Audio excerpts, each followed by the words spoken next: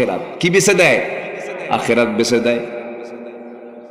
আখিরাত বিক্রি করে যারা দুনিয়া কিনে নেয় তারা বড় বড় কপাল, কিন্তু যারা দুনিয়াকে বিক্রি করে আখিরাতকে কিনে নেয় তারাই তো ভাগ্যবান। যুগ যুগ আল্লাহর পছন্দের বান্দাগুলো দুনিয়াকে বিক্রি করে দিয়েছেন আখিরাতের বিনিময়ে। দুনিয়াকে তারা পাত্তাই দেন নাই। প্রথমে আমার একজন সাহাবীর কথা মনে হলো, সেই সাহাবীর জীবনের কথা মনে হয়ে গেল। আসুন আমরা ধীরে ধীরে সেই কথার দিকে আস্তে আস্তে চলে যাচ্ছি। আমি যেখান থেকে তেলাওয়াত দিয়ে শুরু করেছি সেই তেলাওয়াত কিন্তু সূরাতুল হুজুরাত আয়াতটা হলো 15, 16 এবং 17 নম্বর আয়াত। এই তিনটা আয়াত সামনে রেখে কিছু কথা বলবো, জনে বলি ইনশাআল্লাহ। প্রিপারেশন অফ আখিরাহ, প্রিপারেশন অফ রেজারেকশন ডে। আজকে আমার আলোচনার সাবজেক্ট হলো পরকালের প্রস্তুতি, জোরে বলি ইনশাআল্লাহ। দুনিয়া বিক্রি করে না আখিরাত বিক্রি করে? বলেন বলেন বলেন। আখিরাত বিক্রি করে না দুনিয়া বিক্রি করে? দুনিয়া বেচে দেব, কিন্তু আখিরাত বেচার কোনো সুযোগ। একজন সাহাবী দুনিয়াকে বিক্রি করে দিয়েছেন, আখিরাতকে তিনি কিনে নিয়েছেন। সেই সাহাবীটার বাড়ি হলো মক্কা এবং মদিনার ঠিক মাঝখান বরাবর, ঠিক মাঝে তার বাড়ি। ছোট্টবেলায় বাপকে হারিয়েছেন, চাচার কোলে মানুষ হয়েছেন। চাচা তাকে সম্পত্তি লিখে দিয়েছে, তাকে বড় করেছে। হঠাৎ করে তাওহীদের দাওয়াত পেলেন, সেই সাহাবী কালেমা পড়ে মুসলমান হলেন। চাচার কানে সংবাদ গেল, চাচা বলল, ভাতিজা শুনলাম তুমি নাকি কালেমা পড়ছো, বাপদাদার ধর্ম ছেড়ে দিয়েছ। মুস্কি হাসি মেরে বলে, চাচা আমি তো না বুঝে পড়ি নাই, আমি বুঝে শুনে কালেমা গ্রহণ করে নিয়েছি, আপনিও কালেমা পড়ুন। এটা জোরে বলুন সুবহানাল্লাহ। এই কথা শোনার সঙ্গে সঙ্গে আপন চাচা বলে ফেললো, ভাতিজারে জন্মের পর তোর বাপকে তুই হারিয়েছিস, আমি তোর বাবার মতো ভূমিকা পালন করে বড় করেছি, সম্পত্তি আমার তোর নামে দলিল করে দিয়েছি, তিলে তিলে মানুষ করলাম, তুই আমার বাপদাদার ধর্মের চুনকালি মারলে আমি তোকে বাঁচাবো না। তুই কি জানিস এই অপরাধ করার কারণে তোর কি হতে পারে? সমস্ত সম্পত্তিগুলো আমি ছিনতাই করে নিয়ে নেব, জোরপূর্বক আমি সব দখল করে নেব। মুস্কি হাসি মেরে সাহাবী বলে ফেলছেন, চাচা জোর করবেন কেন? আমি আপোষে আপনার হাতে সমস্ত সম্পত্তি তুলে দিলাম। দুনিয়া বিক্রি করলেন কার কাছে? আখিরাতের কাছে। আখিরাতটা তিনি কিনে নিলেন, দুনিয়া বিক্রি করে দিলেন। চাচা বলল, তোর গায়ের জামাটা খুলে ফেল। গায়ের জামাও খুলে ফেললেন। শেষ পর্যন্ত থাপ্পড় মেরে জমিনে ফেলে দিয়া জোরপূর্বক তার লুঙ্গিটাও খুলে নেওয়া হলো, উলঙ্গ করে ঘর থেকে বের করে দেওয়া হলো। যাবেন কোথায়? দরজার কাছে গিয়ে মাকে ডাকে, মা দরজা খুলো, আমি ইসলাম গ্রহণ করেছি। আমার চাচা আমার লুঙ্গি পর্যন্ত খুলে নিয়েছে, আমার দিকে তাকায়ও না। দেখো তো ঘরের মধ্যে কোনো কাপড় চোপড় আছে নাকি? ছোট্ট একটা চাদর হলো চলবে। ছোট্ট চাদর মা তারা দিকে দিল, মার চোখে পানি। সন্তানের হাতে চাদর যখন তুলে দিল, সেই চাদরটা গায়ের মধ্যে না নিয়ে শুধুমাত্র কোনোমাত্র সতরটা ডাকলেন, নাভি থেকে নিয়ে হাঁটু পর্যন্ত ডেকে ফেললেন। প্রচন্ড শীতকাল, গভীর রাত হয়ে গেছে। মাকে বলে, মা এই পৃথিবীর কোনো দরবার আমার ভাল লাগে না, আমার দরবার ভাল লাগে আমার নবীর দরবার। নবীর দরবারের দিকে রওনা দিলাম, মা আমার জন্য দোয়া করো। এই কথা বলে ঘর থেকে বের হলেন। আরবে 12 মাসের 2 মাস শীতকাল, 1 থেকে 2 মাস প্রচন্ড শীত পড়ে। সেই শীতটা আমার দেশেও পড়ে না, কনকনে শীত। সেই সময় শীত চলতেছিল। ওই সাহাবী করলেন কি, ঠান্ডার ভিতরে ওই গভীর রাত্রিতে রওনা করলেন। হাড় কাঁপানো শীতকে অপেক্ষা করে পায়ে হেঁটে হেঁটে চলে গেছেন মদিনা পর্যন্ত। নবীর ঘর পর্যন্ত পৌঁছে গেলেন। দরজায় গিয়ে যখন কড়া নাড়লেন, সেই সময় ফজর হয়ে গেছে। দরজায় ডাক দেওয়ার সঙ্গে সঙ্গে আমার নবজি দরজা খুলেই দেখেন একজন যুবক খালি গায়ে বস্ত্রহীন অবস্থায় সামনে দাঁড়ানো। আমার নবীজি কিচ্ছু প্রশ্ন করলেন না, দেখে মাত্রই ভিতরে চলে গেলেন। নিজের গায়ের সুন্দর, সবচেয়ে সুন্দর 2টা জুব্বা হাতের মধ্যে নিয়ে এসে যুবককে লক্ষ্য করে বলছেন, যুবক প্রচন্ড শীতের মধ্যে পড়েছ, জুব্বাটা আগে গায়ে দাও, এর পরে কথা হবে। জুব্বা তার হাতে তুলে দেওয়া হলো। জুব্বাটা পড়লেন সাহাবী। এবারে রাসূল বলছেন, ও যুবক, তোমার কি হয়েছে বলো। এই সময় তুমি বস্ত্রহীন ভাবে উলঙ্গ দেহ নিয়ে, নগ্ন দেহ নিয়ে আমার সামনে হাজির হয়েছে, এর হাইতুটা কি, এর কারণটা কি? যুবকটা বলতেছে, ইয়া রাসূলুল্লাহ, দুনিয়া বিক্রি করে আখিরাতটা কিনে নিয়েছি। জোরে কান সুবহানাল্লাহ। দুনিয়া বিক্রি করে দিয়েছি। ইয়া রাসূলুল্লাহ, আমার নবীজি এই কথা শোনা মাত্রই তিনি বললেন, ঘটনা কি হয়েছে বলো তো। সম্পূর্ণ ঘটনা খুলে বললেন। নবীজির চোখে পানি টলমল করে। আমার নবীজি বলছেন, ওরে আমার প্রিয় সাহাবী, তোর নামটা কি? আব্দুল উজ্জা। রাসূল বলছেন, না না, তোমার নাম হচ্ছে আব্দুল্লাহ। চিন্তা করো না, এই যে সুন্দর দুটো জুব্বা দিলাম, তোমার চাচা তোমাকে বস্ত্রহীন করেছে, আমি আমার গায়ের জুব্বা আমি তোমারে দিয়ে দিলাম। সাহাবী প্রচন্ড খুশি হলেন। আমার নবীজি বলছেন, ও সাহাবী, তুমি আমাকে কিছু বলতে চাও নাকি? এবার তিনি বলছেন, হুজুর, আপনি আমার জন্য একটু দোয়া করে দেন।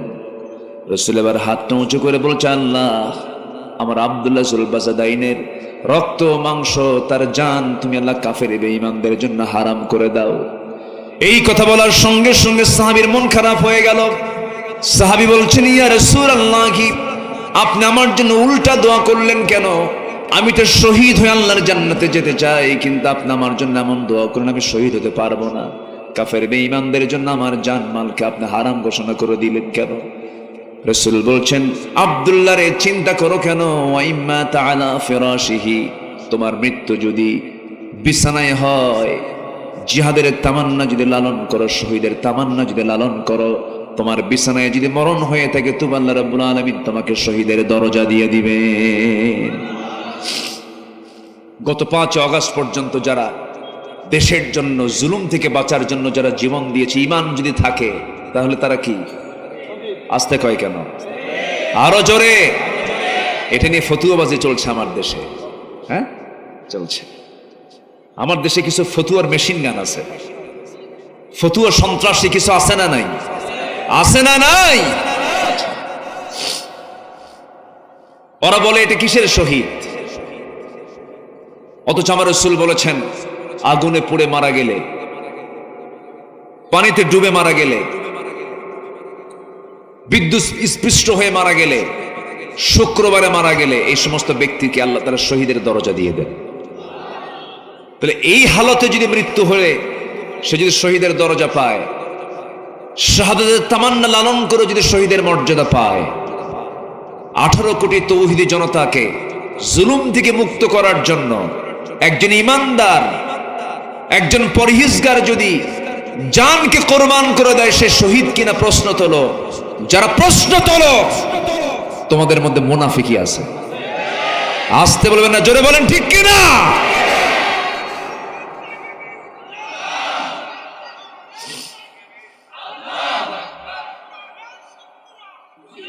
সম্মানিত ভাইয়েরা,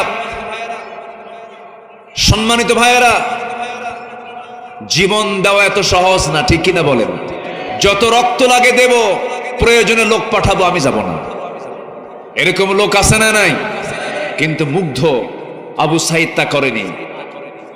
মুগ্ধ বলেছে, পানি লাগবে ভাই?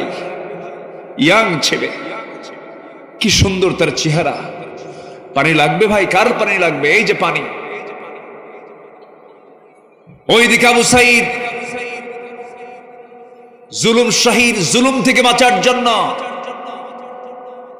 নিজের দুটো হাত প্রশস্ত করে বুকটা ফুলে দিয়ে, বুকের বুতাম খুলে দিয়ে বলেছে, কত গুলি চালাবি চালা, জুলুম থেকে আমরা বাঁচতে চাই। সম্মানিত ভাইয়েরা, সম্মানিত বন্ধুগণ,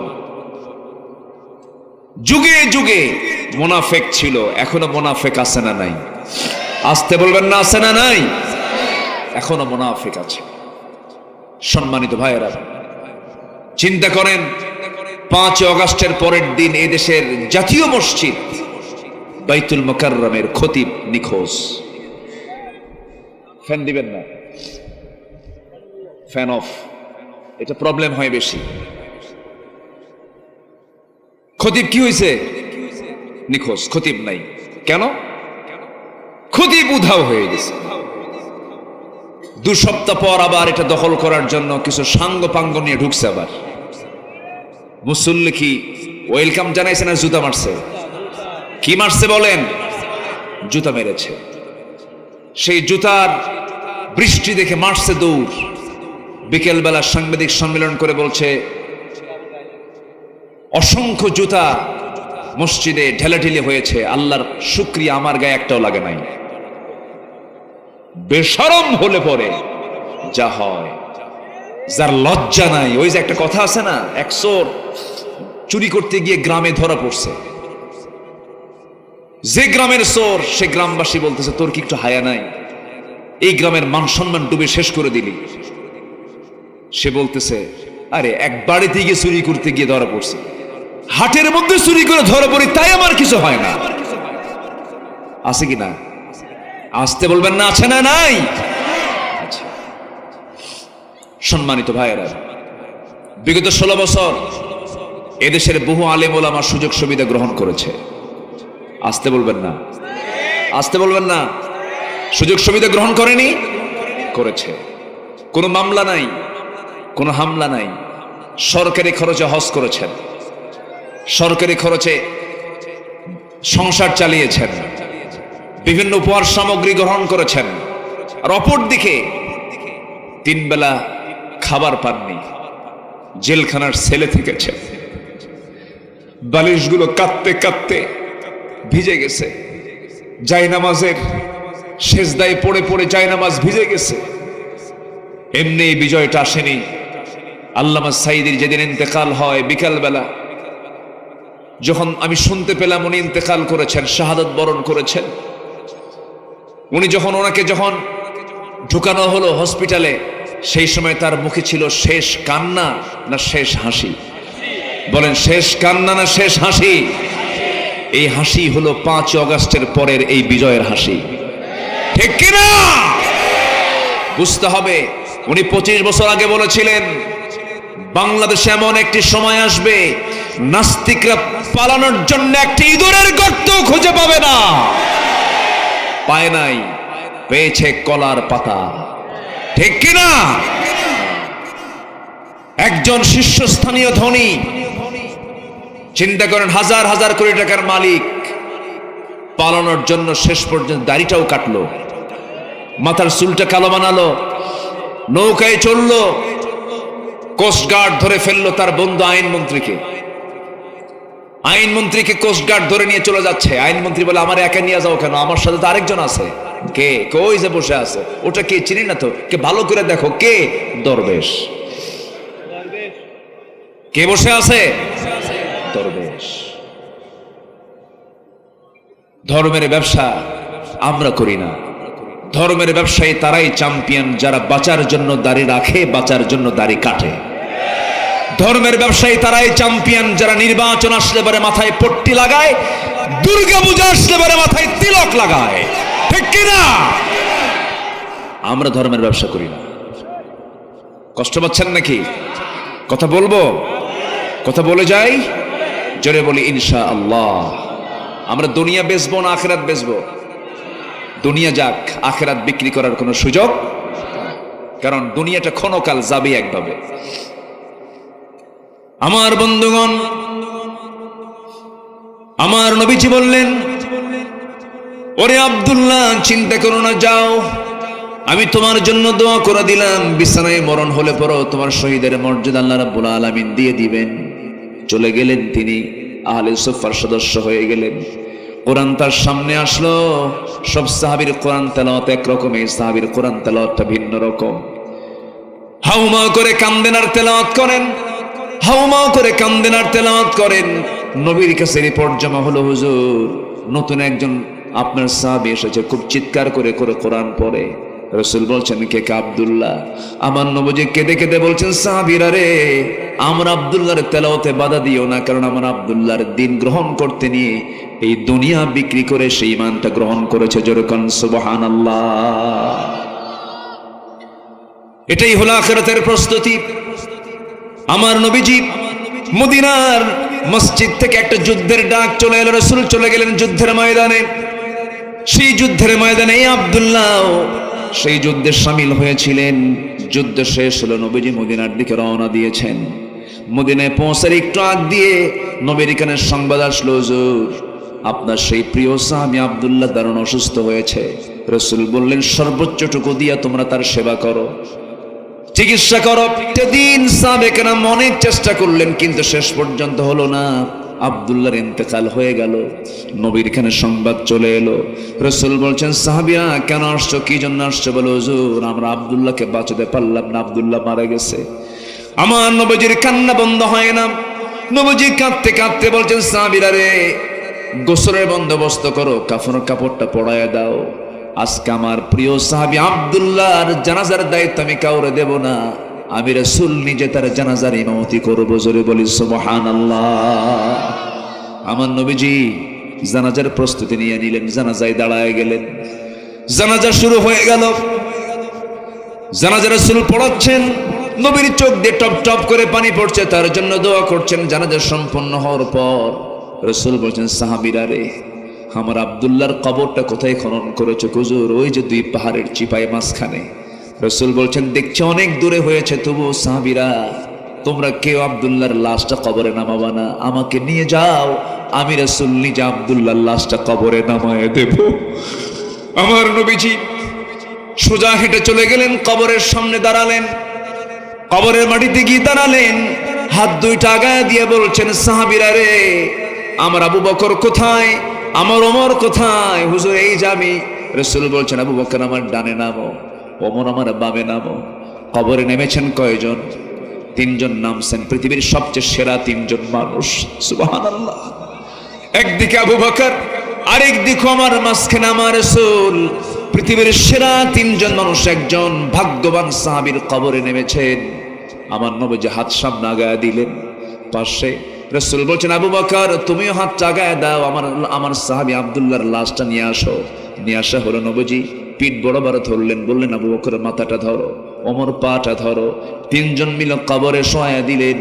আমার নবীজি নিজ বরকতি হাতে তার মাথাটা কিবলামুখী করে দিলেন। বুকের উপরে হাত রেখে আসমানের দিকে তাকায় তাকায় রাসূল কাদা কাদা কণ্ঠে বলছেন, আল্লাহ, আকাশের মালিক ও আল্লাহ, এই যে আমার সাহাবী আব্দুল্লাহ, আমি নিজে তাকে ভালো করে চিনি জানি। সেই আমার আব্দুল্লাহ দুনিয়া বিক্রি করে সেই ঈমানটাকে এনেছে, দুনিয়া বিক্রি করে আখিরাতটাকে সে গ্রহণ করে নিয়েছে। আজ এই মুহূর্ত পর্যন্ত আমি বিশ্বনবী এই সাহাবীর উপরে সন্তুষ্ট আছি, তুমি আল্লাহ মেহেরবানি করে আমার আব্দুল্লাহর প্রতি সন্তুষ্ট হয়ে যাও।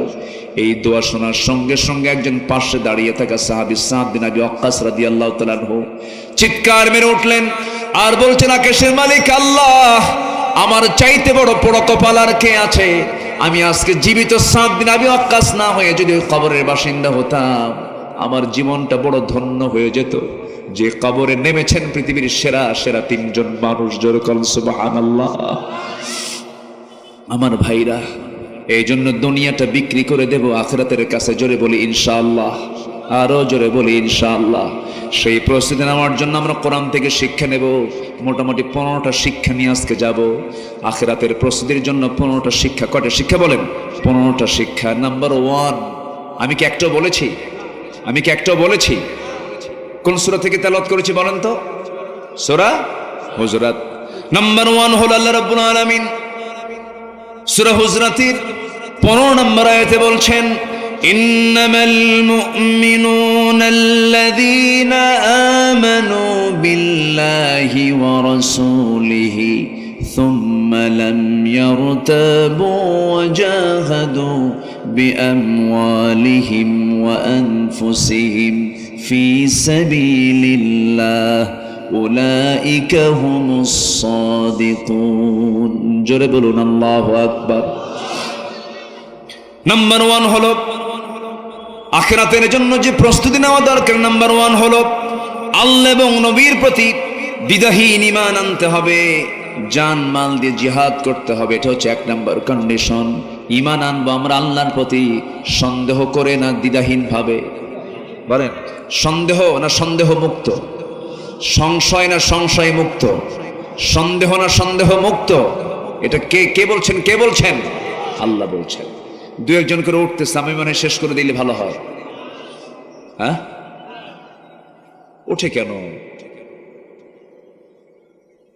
ও অনেক সময় বসেছিল, আমি কষ্ট দেব না, আর একটু সময় বসেন, যে একটু বসেন, একটু বসেন। আল্লাহ তুমি সবার প্রতি রহমত নাজিল করো, জোরে বলি আমিন, আরো জোরে আমিন। সম্মানিত ভাইয়েরা, এত বড় মাহফিল, যারা আসছেন, মাহফিল কমিটিকে আপনাকে আসা যাওয়ার ভাড়া দিয়েছে? না। আপনাকে যাওয়ার সময় কি কেউ কিছু খাওয়ায় দেবে? তাও না। নিজের অর্থ খরচ করে, সময় ব্যয় করে এই যে আসছেন, এটাই ওই জালিমদের সহ্য হয় না। ওরা কোটি কোটি টাকা খরচ করে, জন প্রতি হাজার হাজার টাকা খরচ করে, জনসভায় লোক নাই, ভাড়া করেও লোক পায় না, কিন্তু কোরআনের মাহফিলে সবাই নিজের অর্থ খরচ করে আসে। এটাই হচ্ছে ওদের জ্বালার কারণ। সম্মানিত ভাইয়েরা, আমার মন বলে এই দেশের মাটি ইসলামের জন্য উর্বর হয়ে যাবে ইনশাআল্লাহ। আমার মন বলছে এটা। এই জমিনটা উর্বর হয়েছে, শহীদের রক্ত এই জমিনে আছে না নাই? আসতে বলবেন না, আছে না নাই? আমার বিশ্বাস খুব বেশি দিন দূরে নয়, এই বাংলার জমিনে টুডে এন্ড টুমরো পূর্ব দিগন্তে ইসলামের রক্তিম সূর্য উদয় হবে। জোরে বলি ইনশাআল্লাহ। সেই রক্তিম সূর্য উদয় হওয়ার জন্য, সেই দিনকে বিজয়ী করার জন্য যদি প্রয়োজনে মাঠে নামতে হয়, রাজি আছেন? জান দিতে হয়, রাজি আছেন? মাল দিতে হয়, রাজি আছেন? সম্পত্তি ছাড়তে হয়, রাজি আছেন? যারা যারা রাজি আছেন আল্লাহকে সাক্ষী রেখে দেখায় দেন কারা কারা রাজি আছেন।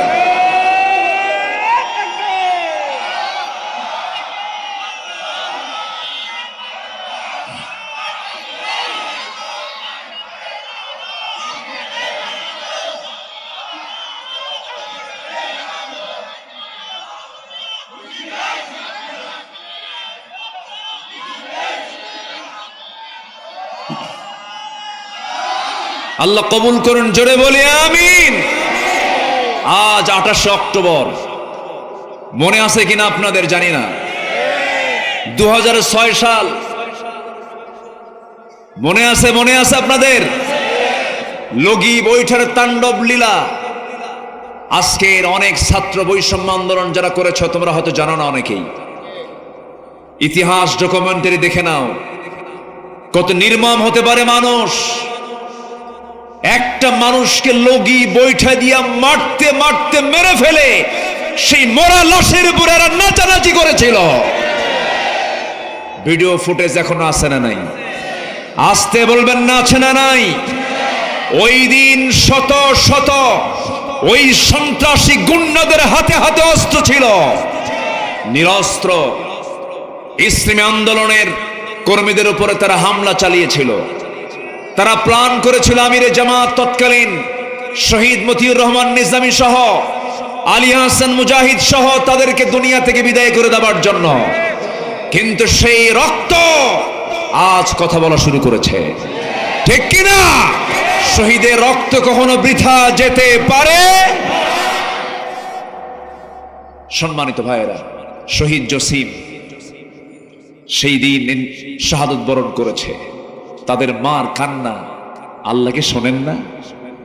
আসতে বলে শোনেন না? শুনেছেন কিনা? শুনেছেন কিনা? শুনেছেন। সম্মানিত ভাইয়েরা, ফেরাউনরা টিকতে পারেনি।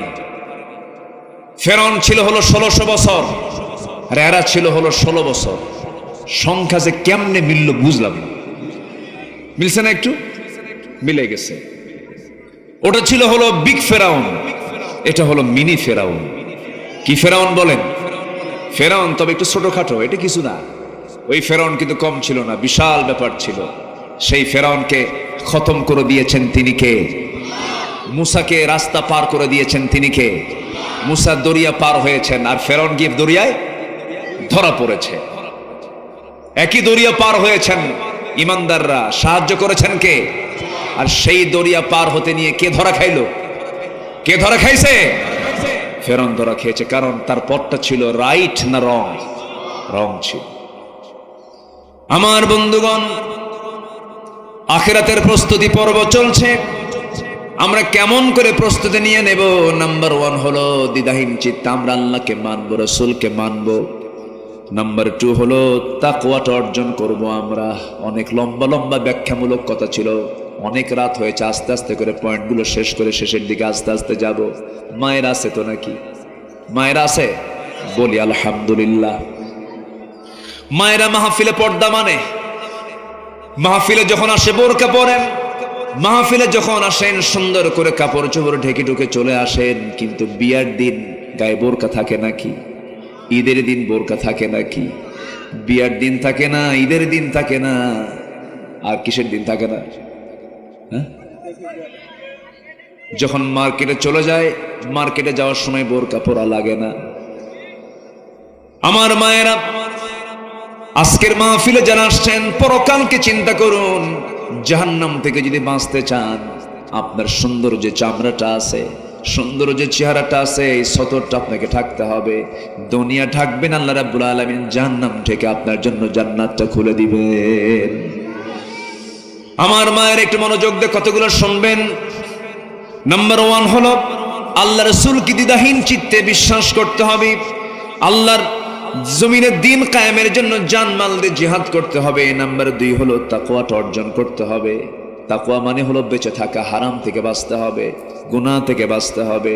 তাআওয়ানু আলাল বিররি ওয়াত তাকওয়া ওয়া লা তাআওয়ানু আলাল ইসমি ওয়াল উদওয়ান। নাম্বার 3 হলো ন্যায় প্রতিষ্ঠা, সদাচার করতে হবে।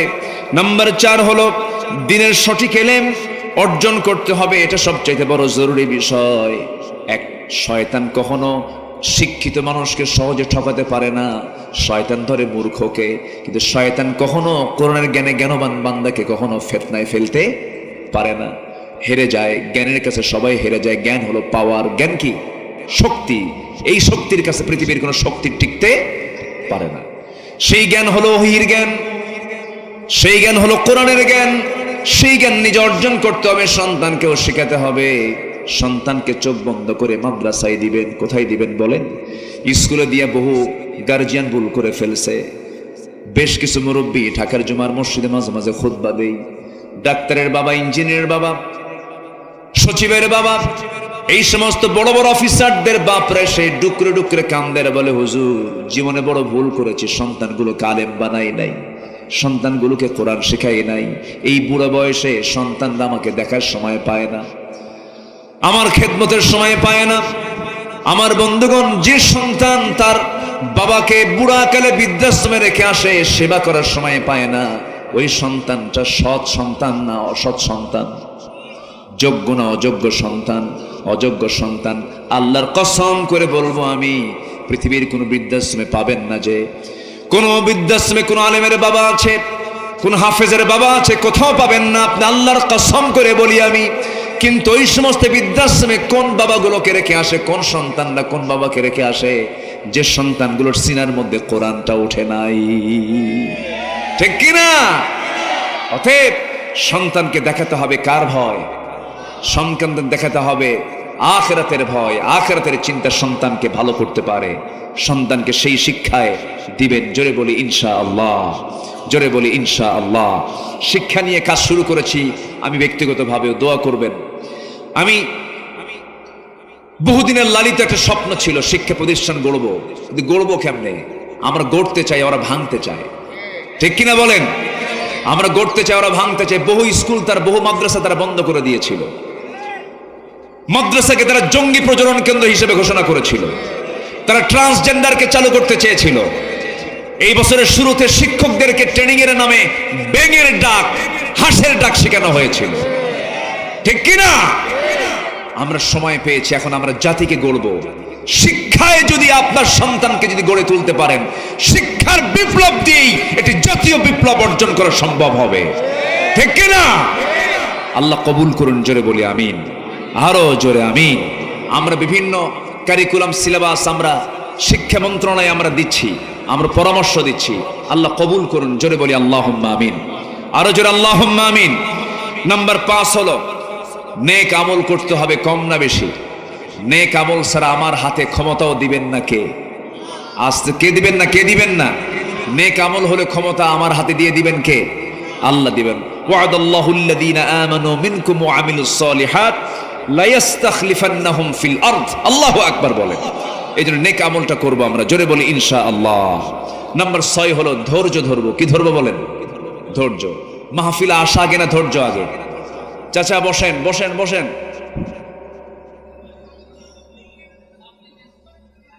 বসেন। অনেক সমস্যা, রাত হয়েছে, আসেন দোয়া করি আমরা তাহলে। হ্যাঁ, আলোচনা চলুক, হুজুর মরুক। হ্যাঁ, সব দিকে তাকাবো আমরা, জোরে বলি ইনশাআল্লাহ। খুব ভালো মানুষ আপনারা, জি আমি আপনাদের রেসপন্স পাচ্ছি, যতক্ষণ পাবো আমি ততক্ষণ চালাবো, জোরে বলি ইনশাআল্লাহ। নাম্বার 6 ধৈর্য ধারণ করা। কি ধৈর্য? কি বলেন বলেন? কি বিয়া আগে না ধৈর্য আগে? ব্যবসা আগে না ধৈর্য আগে? মাহফিলে বসা আগে না ধৈর্য আগে? হ্যাঁ, সব জায়গায় ধৈর্য। নামাজ আগে না ধৈর্য আগে? দেখবেন কিছু ধৈর্যহীন মুসল্লি আছে, ইমাম নামাজ লম্বা করলে পিছন থেকে গলার ঝাঁকি মারে। আছে না নাই? আছে না নাই?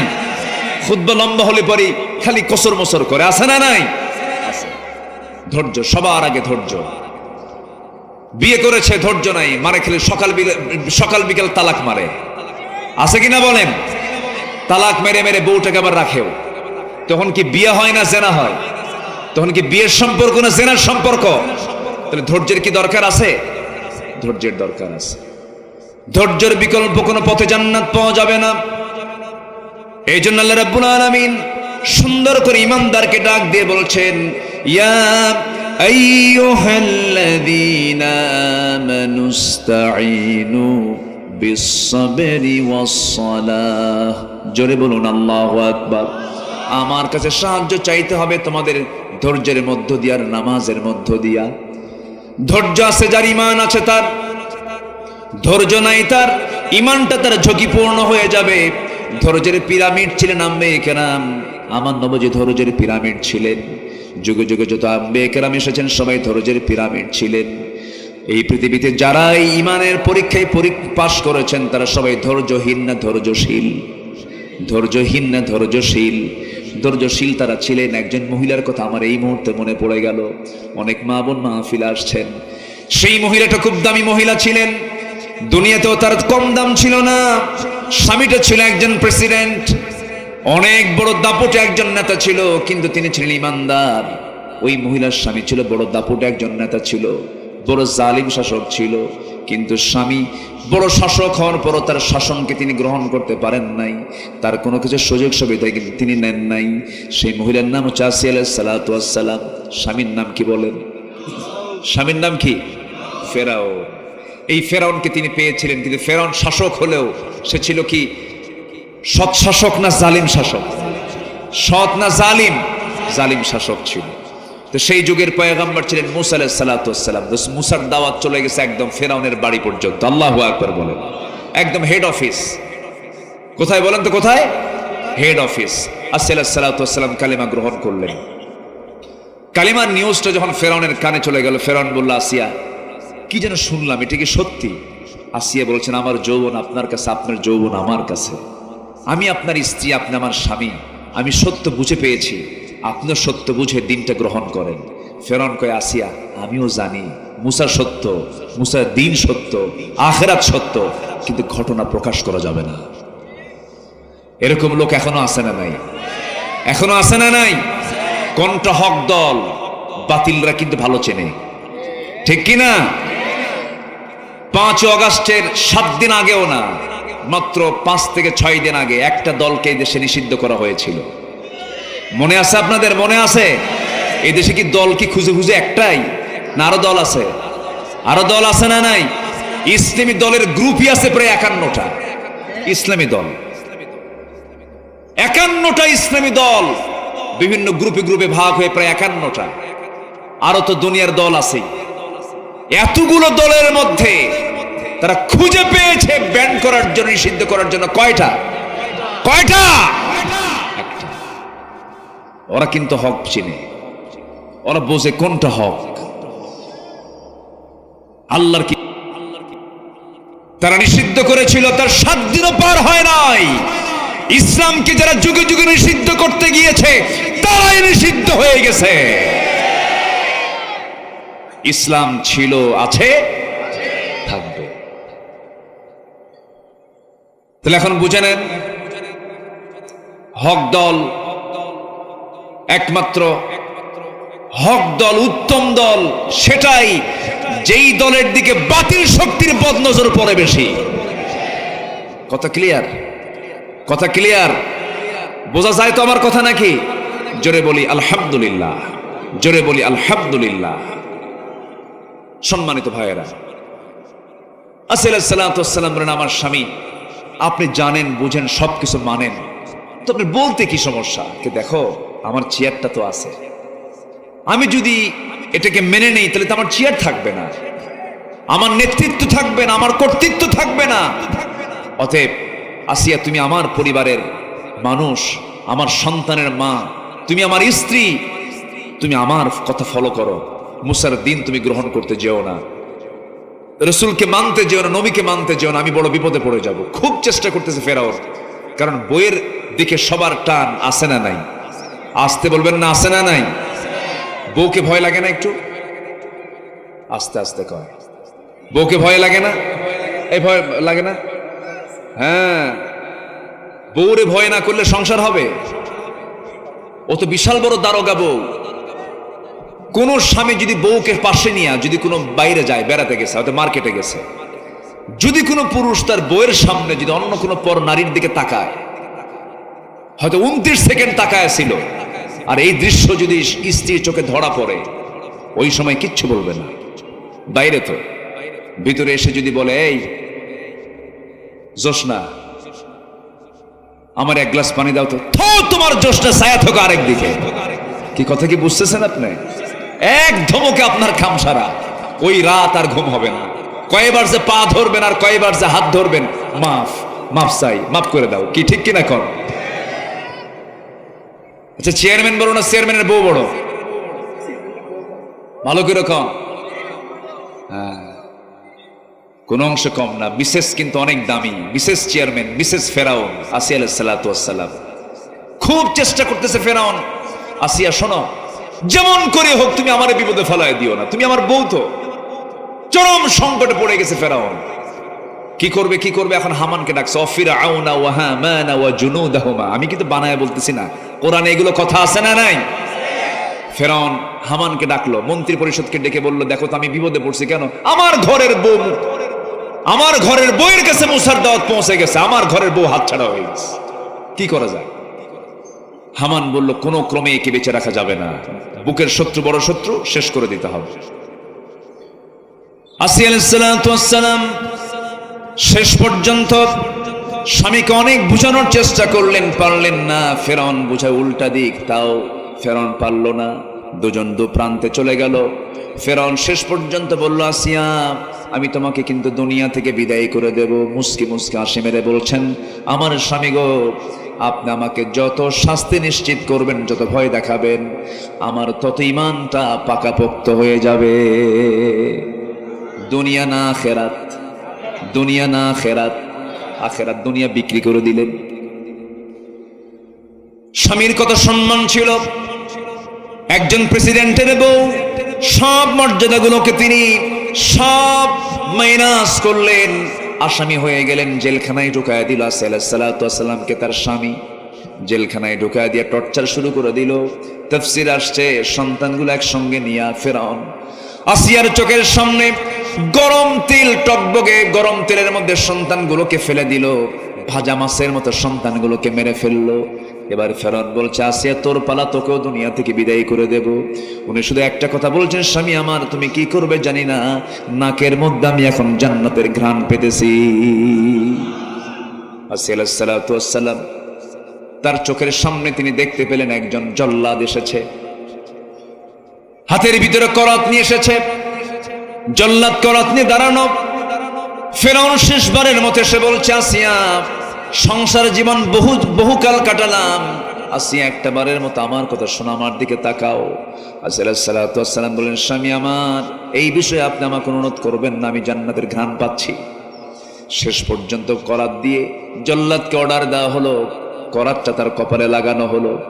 করাত যখন কপালে লাগানো হলো, তাফসীর এসেছে রক্তগুলো গড়ে গড়ে পড়তেছে। আসিয়া আলাইহিস সালাতু ওয়াস সালামের মুখ থেকে অন্য কোনো কথা নাই, মুখ থেকে বের হচ্ছে লা ইলাহা ইল্লাল্লাহ, লা ইলাহা ইল্লাল্লাহ। যখন তিনি দুনিয়া থেকে বিদায় নেবেন, সেই সময় তার চক্ষু বেয়ে টপ টপ করে পানি পড়ছে, শরীর থেকে রক্তগুলো ঝরতেছে। এই সময় তিনি চক্ষু বন্ধ করে আকাশের মালিককে সুন্দর করে একটা ডাক দিয়ে তিনি দোয়া করছেন। সেই দোয়াটা আল্লাহ রাব্বুল আলামিন 4000 বছর পরে নাজিল হওয়া কোরআন, 4 বছর আগে মুসা আলাইহিস সালাম এসেছিলেন, 4000 বছর পরে কোরআন নাজিল হলো। সেই কোরআনের ভিতরে আল্লাহ তাআলা সেই আসিয়ার দোয়াটা কোরআনে কোট করে দিয়েছেন। জোরে বলি সুবহানাল্লাহ। কার দোয়া? আসিয়ার দোয়া। তিনি কি দোয়া করছিলেন? তিনি দোয়া করছেন, রব্বি বিনিলি ইনদাকা বাইতান ফিল জান্নাতি ওয়া নাজ্জিনি মিন ফিরআউনা ওয়া আমালিহি। আয় আল্লাহ তাআলা, আমি তোমার কাছে চাই তুমি আমাকে একটা মাত্র ঘর দিবা, সেই ঘর জান্নাতের মধ্যে, সেই ঘরটা দিয়ে দিবা। আমি বড় কোনো জান্নাত চাই না, আমি মাত্র একটা ঘর চাই, সেই ঘরটা আমি চাই ও আল্লাহ তোমার ঘরের দেওয়ালের সাথে। জোরে কোন সুবহানাল্লাহ। কার ঘরের দেওয়ালের সাথে? আল্লাহর ঘরের দেওয়ালের সাথে। আল্লাহ, আমি তোমার প্রতিবেশী হতে চাই, তোমার ঘরের সঙ্গে আমার একটা ঘর বানায় দাও।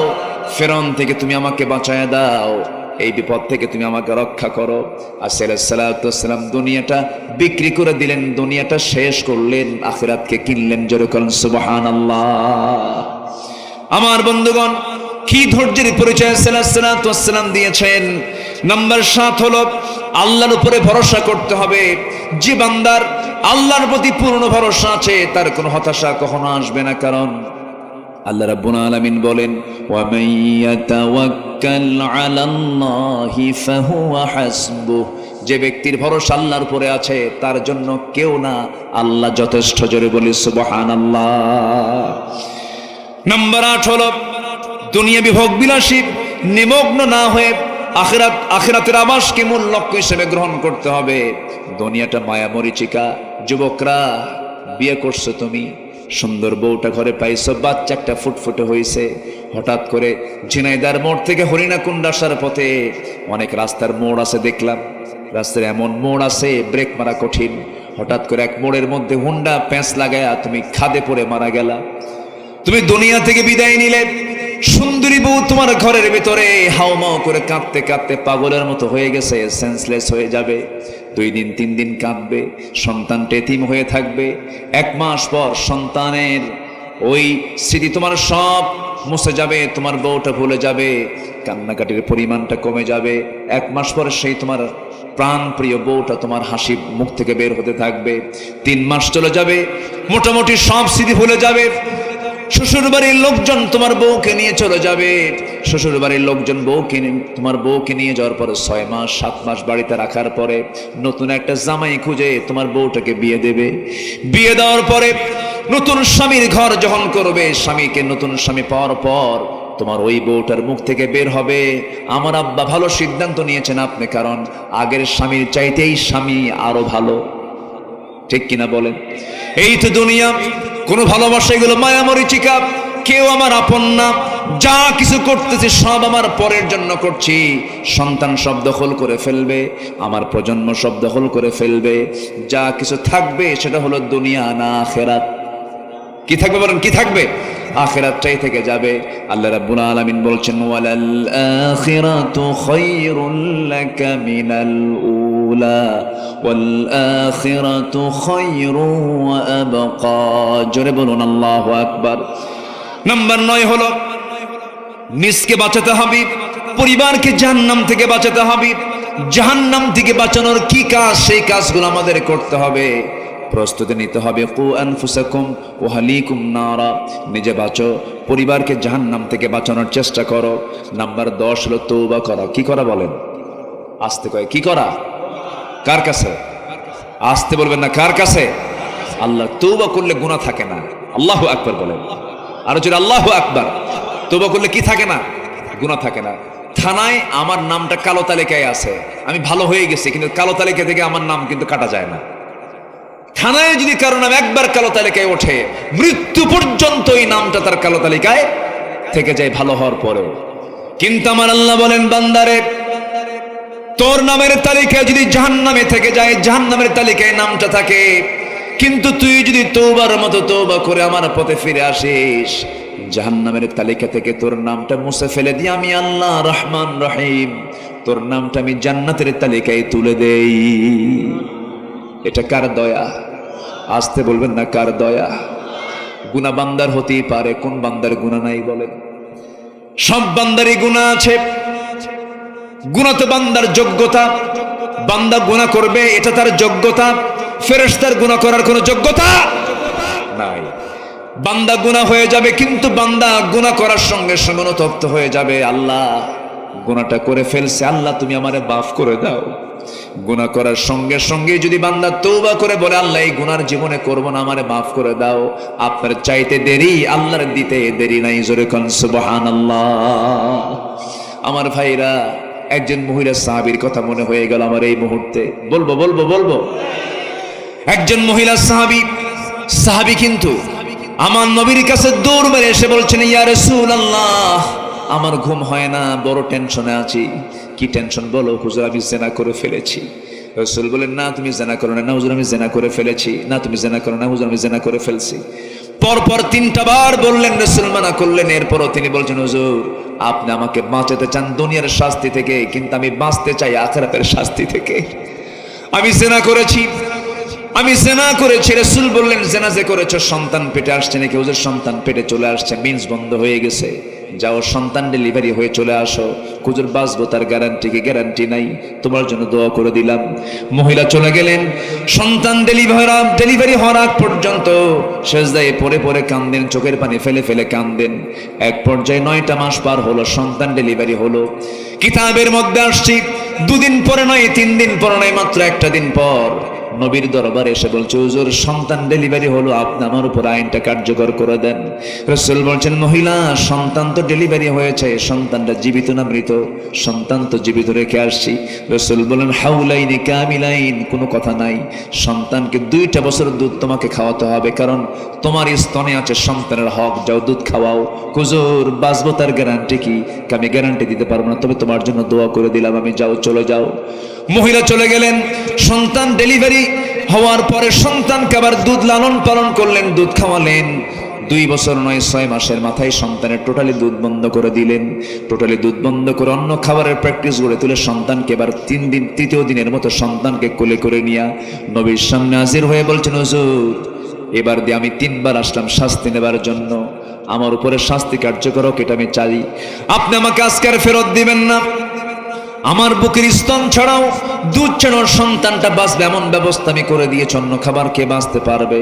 আমার নবীজির সামনে হাতটা গায়ে দিলেন, সন্তানটা কোলের মধ্যে উঠায় নিয়ে সাহাবায়ে কেরামকে বলছেন, সাহাবীরা এই যে সন্তান আমার হাতে দেখতেছো, এই সন্তানের যে লালন পালনের দায়িত্ব গ্রহণ করবে আমি রাসূল এবং ওই সাহাবী জান্নাতের মধ্যে এই 2 নখের দূরত্ব অবস্থান করব। কয়েকজন দৌড় মারলেন, সন্তান একজন হাতে তুলে দিলেন। রাসূল বলছেন, যাও মহিলাকে নিয়ে যাও, উন্মুক্ত মরু প্রান্তরে বুক পর্যন্ত পুঁতে রেখে পাথর মেরে তাকে শেষ করে দাও। কার বিধান? আসতে বলবেন না, কার বিধান? নবীজি হুকুম দিচ্ছেন, কিন্তু নবীজির চোখ বেয়ে বেয়ে টপ টপ করে পানি পড়ছে। উম্মতের প্রতি আমার নবীর দরদ কম না বেশি? আসতে বলবেন, খুব কম না খুব বেশি? খুব বেশি দরদ। কাল হাসরের ময়দানে সবাই বলবে নাফসি নাফসি, শুধু একটা মাত্র ব্যক্তি বলবেন উম্মতি উম্মতি। সব মানুষ সমস্ত নবী সমস্ত মানুষ সব বলবে নাফসি নাফসি। আমার নবী একটা বড় নাফসি নাফসি বলবেন না, বলবেন আমার নবী উম্মতি উম্মতি।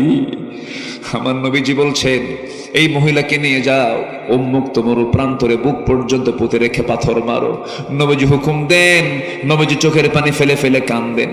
সাহাবায়ে কেরাম ধরে নিয়ে চলে গেলেন, বোরকা পরায়া দিয়া বুক পর্যন্ত পুঁতে রেখে পাথর যখন মারতেছিলেন, সাইয়েদনা আলী পাথর মারতেছিলেন, সেই সময় ওই মহিলার রক্ত কিছু এসে আলীর হাতে লাগলো। রক্ত লাগার সঙ্গে সঙ্গে তিনি নাসিকা কুঞ্চিত করলেন। আমার নবীর সামনে এসে বলছেন, ইয়া রাসূলুল্লাহ আমরা যখন পাথর মারছিলাম ওই মহিলার কিছু নাপাক রক্ত এসে আমার হাতে লেগেছিল, নাসিকা কুঞ্চিত করলেন, পড়াশোনা করছেন। রাসূল বলছেন, আলী তুমি কার রক্তকে নাপাক রক্ত বলো? তুমি কোন মহিলাকে পড়াশোনা করছো? তুমি কি জানো ওই মহিলার রক্ত জমিনে পড়ার আগে আল্লাহ পাক তাকে জান্নাতের মেহমান বানায় নিয়েছেন? তওবা বলেন, কি বলেন, কি তওবা। আমার নবীজি বলেন, আলী যা বলেছো বলেছো, মহিলার জানাজার আয়োজন করো, আমি জানাজা পড়ায় দেব। রাসূল জানাজা পড়ালেন। জানাজা পড়ানোর শেষে রাসূল বলেছেন, সাহাবীরা, এই যে মহিলার জানাজা সম্পন্ন হলো, এই মহিলার জীবনের শেষ সময় পর্যন্ত তাকে আটকে রাখার জন্য জেলখানার প্রয়োজন হয় নাই, তাকে আটকে রাখার জন্য কোনো পুলিশ যাওয়া লাগে নাই। মহিলা নিজে হাজির হয়েছে বিচার প্রার্থী হয়ে বিচারকের কাছে। কার ভয়ে? আসতে বলবেন না, কার ভয়ে? আল্লাহর ভয়ে। আমার নবীজি বলছেন, ও সাহাবীরা, এই মহিলা জীবনের শেষ সময় পর্যন্ত যে পরিমাণ তওবা করেছে, এই তওবা যদি এই মদিনার ৭০ জন গুনাহগার বান্দাদের মাঝে যদি বন্টন করে দেওয়া হতো, ৭০ জন গুনাহগারকে আল্লাহ রাব্বুল আলামিন মাফ করে প্রত্যেককে আল্লাহ রাব্বুল আলামিন জান্নাত দিয়ে দিতেন। আমরা তওবা করব, জোরে বলি ইনশাআল্লাহ। আজকে থেকে এক ওয়াক্ত নামাজ ছাড়বো না। কোন কোন বান্দা বান্দি আছেন হাত উঁচু করেন, জোরে বলি ইয়া আল্লাহ।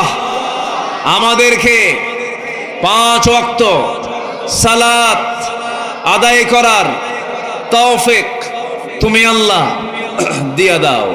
জোরে বলি আমিন, আরো জোরে আমিন, আরো জোরে আমিন।